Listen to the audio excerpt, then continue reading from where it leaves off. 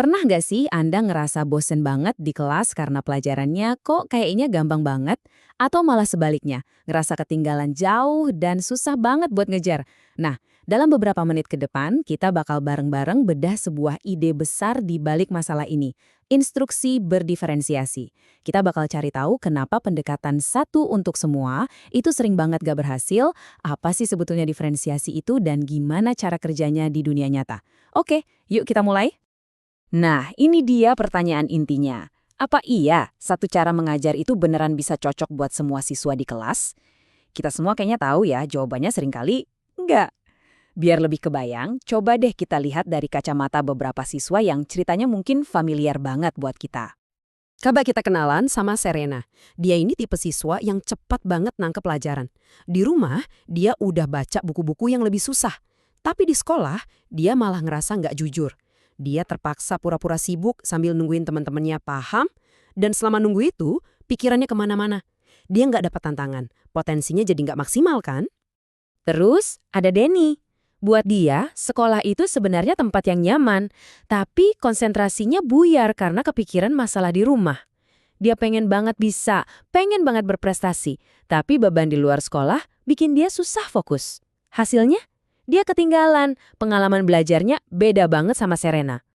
Dan ini Theo. Secara akademis dia nggak ada masalah, tapi dia ngerasa asing. Dia terus-terusan nyari, apa sih hubungannya pelajaran di sekolah ini sama hidup dia, sama dunianya. Tanpa hubungan itu, motivasinya jadi turun.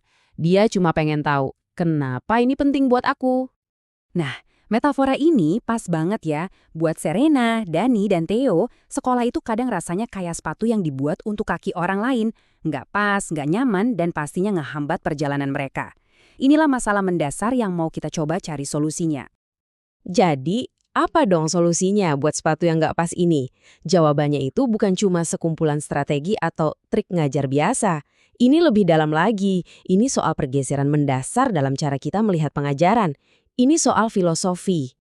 Inilah dia, instruksi berdiferensiasi. Ini adalah sebuah filosofi yang dasarnya adalah rasa hormat mendalam pada setiap siswa dan pengakuan bahwa mereka semua berbeda. Kata kuncinya di sini adalah proaktif. Jadi, guru nggak nunggu siswanya gagal atau bosan dulu, tapi secara sengaja mengubah kurikulum, cara ngajar, dan sumber belajar biar semua siswa punya kesempatan untuk tumbuh dan berkembang. Oke, slide ini penting banget buat meluruskan beberapa salah kaprah yang sering terjadi. Diferensiasi itu bukan berarti ngasih kerjaan lebih banyak buat siswa yang cepet. Wah, itu mah bukan hadiah, itu hukuman namanya. Tapi ini soal mengubah sifat tugasnya itu sendiri.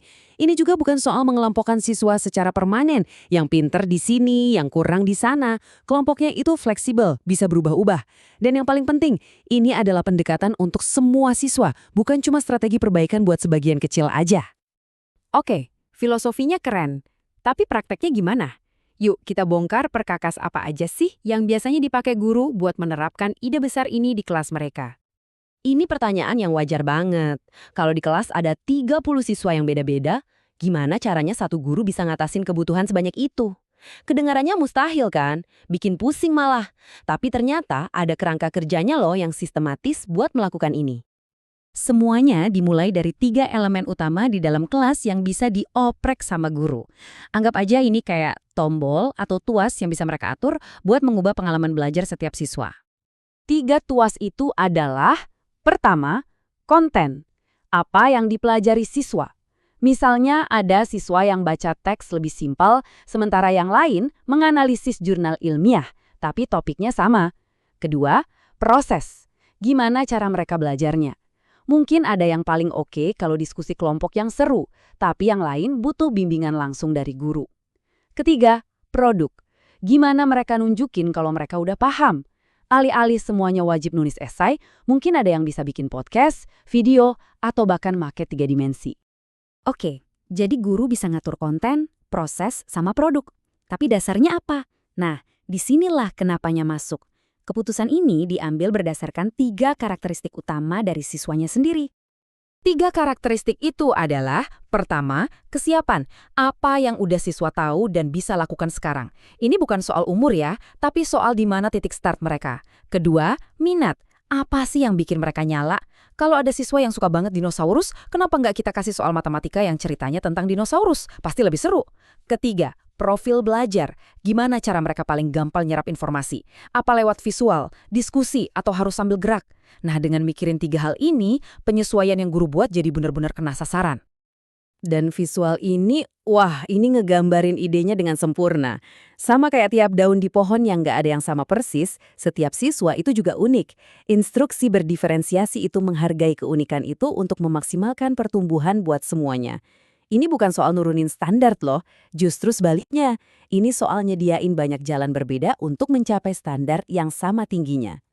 Oke, filosofinya bagus, kerangkanya juga masuk akal. Tapi beneran ngaruh nggak sih? Mari kita geser dari teori ke bukti-bukti nyata. Kita lihat apa kata data. Jadi di tahun 2019 ada sebuah riset besar-besaran di jurnal Frontiers in Psychology yang menganalisis semua bukti yang ada tentang instruksi berdiferensiasi di tingkat pendidikan menengah. Ini riset yang penting banget buat tahu dampaknya secara nyata. Terus hasilnya apa? Nah, temuan utamanya adalah mayoritas studi nunjukin ada efek positif dari kecil sampai sedang buat prestasi siswa. Ini kabar baik, artinya pendekatan ini memang punya dampak yang bisa diukur. Biar lebih kebayang, angka ukuran efeknya itu plus 0,509. Di dunia statistik pendidikan, angka segitu tuh udah dianggap punya dampak yang positif dan lumayan signifikan. Jadi bisa dibilang datanya mendukung ide ini. Tapi, nah ini penting banget, para penelitinya juga jujur soal keterbatasan risetnya. Mereka bilang, walaupun temuannya nunjukin ada manfaat, masih banyak lubang-lubang pengetahuan yang harus diisi. Intinya, riset lebih lanjut masih sangat dibutuhkan. Ini pandangan yang seimbang dan realistis. Jadi, kesimpulannya apa dong? Gini, instruksi berdiferensiasi itu bukan pil ajaib yang bisa menyelesaikan semua masalah seketika. Ini adalah sebuah filosofi yang menjanjikan, pendekatan yang kuat, tapi keberhasilannya butuh pemikiran yang matang, refleksi, dan penerapan yang konsisten dari para guru. Nah, sekarang yuk kita coba tarik konsep ini ke pengalaman kita masing-masing. Mari kita ambil waktu sejenak untuk berefleksi. Coba deh ingat-ingat lagi, waktu Anda belajar atau mungkin mengajar, pernah nggak ngerasain di mana pendekatan satu untuk semua itu gagal total? Mungkin Anda pernah ada di posisi Serena yang bosen, atau Denny yang ketinggalan, atau Theo yang ngerasa nggak nyambung. Mengingat momen itu bantu kita sadar kenapa diferensiasi ini penting banget. Dan sebagai penutup, sebuah pertanyaan untuk kita renungkan. Nggak peduli Anda seorang guru, orang tua, siswa, atau bahkan pemimpin di kantor, apa satu hal kecil yang bisa Anda lakukan untuk lebih menghargai perbedaan individu di lingkungan belajar Anda? Karena pada akhirnya, menciptakan pembelajaran yang pas untuk setiap orang itu dimulai dari satu langkah kecil yang kita ambil hari ini.